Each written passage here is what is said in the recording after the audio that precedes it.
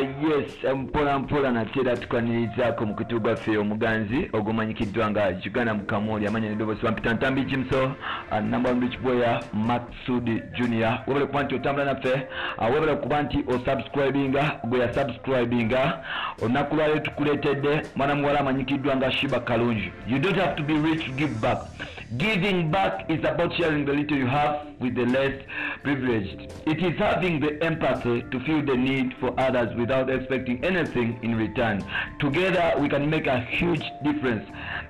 She posted this on her social media platforms on Akuralero. Shiba agamba nti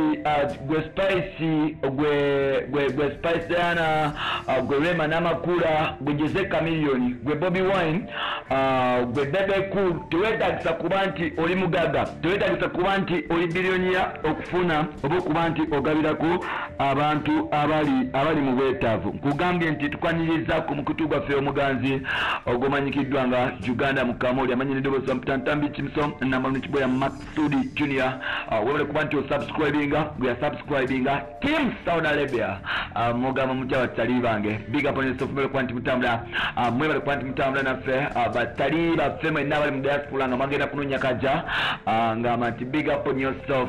Tali wange wenna olina stress nkugamba nti stress tesobola kuba nti zikuta mwana wa maama. Beera musajja mugumu, beera mukyala mugumu, obeere ng'okoleka stress osigale ng'otambuza obulamu bwo mpola mpola because at the end of the day tekitagwa. Olunaku lwaleero nkuleetedde mwana muwala amanyikiddwa nga Samali Kalungi abasinga gumanyi nga Shiba Kalungi. Samali Kalungi oba Shiba Kalungi alina byayogedde. Nawe tulaba nti mu COVID tulabye abayimbi nga David Lutalo talina kyakoledde muntu wa wansi in return okuba nti amubeererawo. Jjukira nti omuntu wa wansi oyo akozesa amanyi okuba nti awagira music industry eno. Omuntu wa wansi oyo yakwata enusu mutwalo n'agenda n'ayingira ekivulu kya David Lutalo. Omuntu wa wansi oyo yakwata omutwalo n'agenda n'ayingira ekivulu kya Red and Weasel.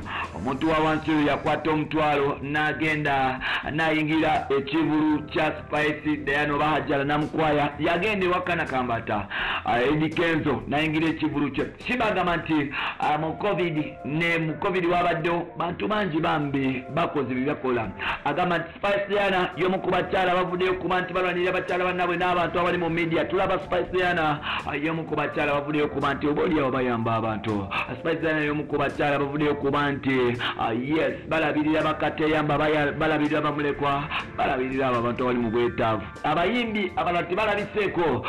Tulaba yes Spice Diana abadde yeetisse mpola mpola. Shiba agamba nti Rema abantu bakuwagidde okumala ebbanga, lwaki temukwata ku bye mulina ne mudizaako bantu. Shiba agamba nti Rema buli kimu okirina, sente ozirina, mwami omulina, yes ennyumba wazimba, business tolina, kiseera okubeere nti okwata ku bye wakwata obeere nti oba oliawo odizaako bantu. Agamba Bobby Wine buli kimu okirina, buli kimu okikoze, sente ozirina, wuyo ogenda nakuba president, tekiseera obeere nti ofa ku muntu wa wansi taata. Bagamba nti genda naawe obeereko n'omuntu wa wansi gw'oyamba because omuntu wa wansi yakuwanidde ofuuka kikyoli abantu wa wansi oyo akubeereddemu. You don't have to be rich to give back. Giving back is about ebigambo bya Shiba agamba nti abantu abasinga balinda kuba nti bafunye billion, nti baselebrity baffe bano abawano bagamba nti nga tafunye kakadde oba bukadde butaano ba billion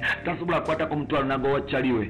So nga ate bw'okwata omutwalo n'oguwoyo omuntu ali mu bwetaavu tagulina, bw'okwata 2,000, bw'okwata 3,000, bw'okwata 5,000 n'obiwoyo omwana ali ku street anoonya ekyokulya, ali ku street yetaga sente z'oliawo omwana oyo ayinza okusabira emikisa n'ozikwata kuno ofuuka ate wakabina okusinga w'obadde.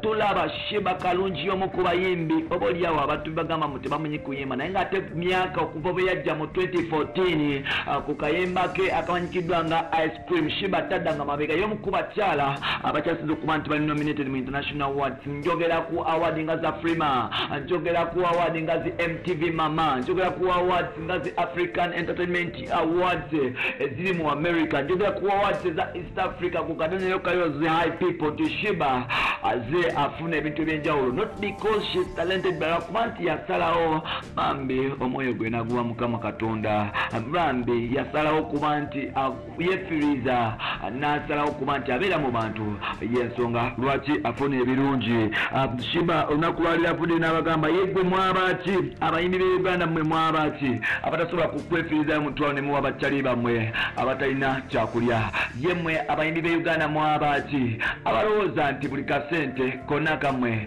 agamba nti yemmwe abayimbi ba Uganda mwabaki abalowooza nti oba oliawo yes temusobola kuba nti muddizaako ku bantu omu ku bayimbi mbe bagamba mbe oba oliawo omuzibu nnyo wakuvaako akasente ke naye ono omusajja si mulala ye Kyagulanyi Ssentamu Robert oba musajja mukulu amanyikiddwa nga Bobi Wine mbwe taviira ddala ku kasente ke Bobi Wine Shiba abuuza nti owaayi Bobi abantu b'omukatanga bafa enjala tulaba abantu b'omu ghetto bafa enjala ovaayo otya okubadduukirira tulindiridde essuubi tulikutaddemu naye ate tetujja kugenda tetujja kwambala ngule ng'abantu abo bafudde baweddewo tetujja kwambala ngule ng'abantu abo yes tebalina kyakulya tebalina kyakunywa abantu abo tebalina wakulembe kaluba abantu abo oba oliawo tebalina kyebasobola kwetuusaako ng'abantu Shiba avuddeyo agambye Bobi Wine olekuki avuddeyo agamba Rema nti Rema bambi Rema buli kimu kikoze Rema kasente okalina Rema bambi abantu bakuwakidde okuva mu 2011 we bakolera season 6 zifire tonight zimusawo n'ensiikaddewo abantu bakuwagidde okoze zikaliba concert okoze concert ezo nnyingi neza senazo nozikubire nawo record naye omuntu wa wansi omuddiza ati Shiba agamba nti kekatera okuba nti baselebrity b'e Uganda balekerawo okubeera selfish ne batandika okuba nti baddiza ku bantu kubanga abantu abo nabo babeeramu abantu abo babayamba okuba nti baachivinga oba oliawo ebiroto byabo abantu abo be bakwata ssente omutwalo 2 esatu ne bayingira ekivulu so n'olwekyo abantu abo basanira okuba nti bawagirirwa abantu abo mbo balina okuba nti bafiibwako abantu abo balina okuba nti bafuna ebintu ebiva mu baserebu baabwe bagambye David Lutalo olinze ki David Lutalo y'omu ku bayimbi abataliseeku mu covid tatadde luyimba talina walabikidde nti oba oyambe bannamawulire n'abasigaddewo waliwo abantu tulabye Bebe Cool abikola Bebe Cool yagenda naddukira DJ tujukire nti ennaku zino abadongo tebakola ba DJ ba waitress ba waiter boliawo buli omu abadde adiringira mu bars ne clubs bamaze emyezi zino tugenda mu myezi 8 tewali ayingiza ka sente Bebe Cool yakwata sente ekimu ku ebyo n'atandika okuba nti addukira ku bantu boliawo ba DJ abaali bafiira enjala because ba DJ tebakyakola batununya abakolera media houses abasasulwa ate n'ekyo abaana bangi bali mu ghetto bakaaba enjala Museveni yaganya okuba nti abagulawo Bebe Cool yasobola okuba nti ayita mu DJ Nimrod n'abatukirira tulaba Spice Diana Hajjal Namukwaya bambika nyabo nga kakwatako busente bwe kalina kavayo kaddukirira abantu Spice y'omu ku bawala abatototo abavudde kuba nti bayamba abantu tulaba ayambye omuwala oli atayogera bambi muzibe omuliro gwamwokya alina ebizibu bingi Spice mulaba nti omuwala ono yavayo ng'agamba nti ayagala kubeera modo Spice yagenda ewa Farid nakazibwe ne banonya omuwala ono era omuwala ono ne bamufuna Spice n'atandika okuba nti amulabira Spice tumulabye lockdown ng'abaana b'ekatanga bali mu ghetto tebalina kyakulya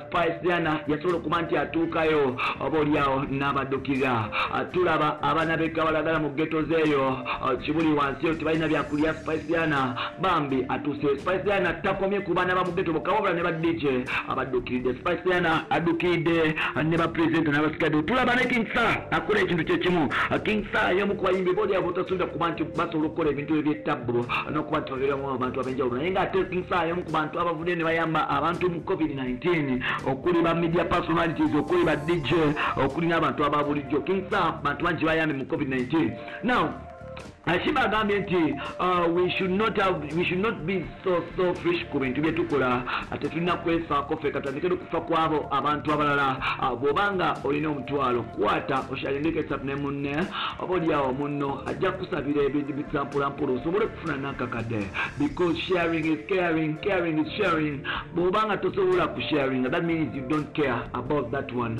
you love ne waneno ne momokwana bw'oba tosobola kuba nti ofaako munno that that means omuntu oyo batamwagala. Kibagambye nti kiseera abayimbe baveeyo badize ku bafaani baabwe kubanga abafaani baabwe babaddewo nga babakolera ebintu bingi eby'ettabbo. Bafaani baabwe babaddewo nga batambuza obulamu bwabwe. Abafaani abayimbi babazimbyemu amayumba, babaguzemu amamotoka g'ettabbo, babaguzemu amataka, bawasizzamu abakazi abalala, bawasizzamu n'abasajja mpola mpola. Naye ng'ate bafaani bali mu kubonaabona ennaku zino abayimbi beesuliddewo gwa Nagamba, omulanga gwa Shiba Kalungi. Ebyo byonna obifunira wano wokka ku mukutu omuganzi gwa Uganda mu Kamoli. Nkugambye bampita Ntambi Jimso Namanu Kibweya Maxudi Junior. Mwebale kuba nti mutambula naffe, mwebale kuba nti musubscribinga gwata eyasubscribinga ate gwe atunuma kuba nti osubscribinga ngamba nti olwawo dda blood kyesero bere nti osubscribinga tabule ffenna twakugamba nti tuleeta palapase, twakugamba nti palapase twamulekera bakyali babeeri yes abeeyiya ffe tutwala time netekamu obudde n'obwongo netukunonyeza eggulire obolyawo erikugasa, netukunonyeza eggulire eryo erikugasa, netukunonyeza eggulire erizimba. Twava mu biri bigundi yakozebwa ati gundi yavumyani gundi yakubyani kati tukuleetera eggulire erigattako ku ggwanga.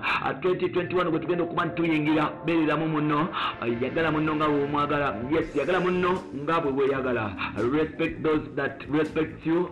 Yes, sigala ng'oli mukkakkamu because amaanyi talya, sigala ng'oli humble because abantu bangi ababadde ab'ettabbo abafudde ne bava ku nsi eno nga tebalina kibanya. So n'olwekyo bw'ofunangayo omutwalo tolowooza nti olina nnyo, waliwo alina akakadde ng'akalina naye ng'atambuza bigere nga gwe olinamu omutwalo olowooza kubye nnyo, kumbe nga omugaga ali wali atudde. So n'olwekyo be humble, be patient, beera mukkakkamu, beera musajja mugumiikiriza, beera ow'ettabbo mu nsi muno, olwo nojja kuwangula bingi. Kugambye bampita Ntambi Jimso. You can follow me on Facebook nkosa Ntambi Jimso, agenda wali ku Twitter nkosa Jimso 16, genda ku TikTok nkosa Jimso 16, agenda wali ku Instagram ononye Ntambi Jimso. Bye bye for now.